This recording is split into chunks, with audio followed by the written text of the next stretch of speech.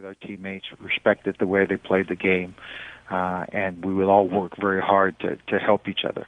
And I think, again, the commonality was that we were all competitors, and we came to Pittsburgh, and Chuck talked to us about, being men, doing a job, and the expectation of doing a certain job as an adult. And we took that to heart. And so we are expected to play hard, expected to be winners, expected to be professionals. And so we tried to live up to that. At what moment did you realize that the Steelers were going to be something special back in the 70s with those 4 championships? What was the catalyst for their success during that period of time? Well, I think certainly the catalyst was Chuck Noll and the coaching staff he put together, and then the people he drafted. So Chuck was definitely the catalyst, and his honesty and being forthright in how he wanted to achieve it.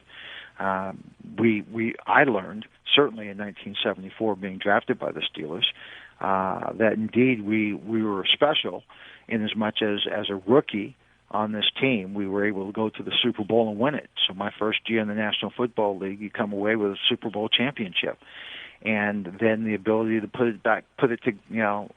it together and win another one back to back. So once you've done that in your first 2 years, you look at it and say, wow, we're pretty good. We've done something pretty good, but you're still young. I mean, I was only in the league for 2 years and we accomplished that. So, you put your blinders on, you say, okay, I got a lot of work to do to keep going, to keep this going, to make it happen yet again and again and again. And so we were able to put together 2 more. So it was that kind of thing. The timing was there, the coach was there, the attitude was there, and the city was ready to kind of come out of its shell. Lynn, one of the things that I've always considered is that you can have a star receiver on your team, but if you have somebody over on the other side, another receiver that contributes, that it's only going to make each other better. You had John Stallworth there. Am I correct in that observation? Oh, yeah, we believed in competition, and we competed every day against our defensive secondary to be better, to keep that attitude of winning.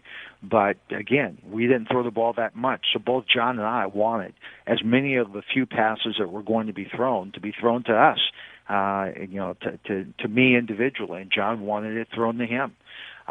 So we both knew that we had to compete and compete hard to have the quarterback's confidence to give us an opportunity to catch passes. And it made us better. One of the things that surprised me in literature that I read about you, that you've credited your experiences in dance earlier in your life with contributing to the attitude on the football field. And I thought about that when I read it, and I think I understand now, but help me out a little bit. How did that help you?